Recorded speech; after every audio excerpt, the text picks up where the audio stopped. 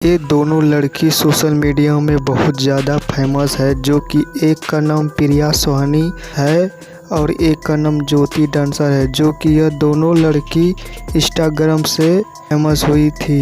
एक आइसक्रीम वाला के साथ रील बनाकर फेमस हुई थी और एक खेसारी लाल यादव का सॉन्ग में फेमस हुई थी, जो कि रील बनाया था सॉन्ग में फेमस हुई। आज के समय में यह दोनों भोजपुरी इंडस्ट्री में काम करता है। दोनों एक तो आइसक्रीम वाला के साथ अभी भी रील बना रही है, आइसक्रीम वाला के साथ रील बनाकर अब इंस्टाग्राम और सोशल मीडिया में अपना पहचान बना लिया।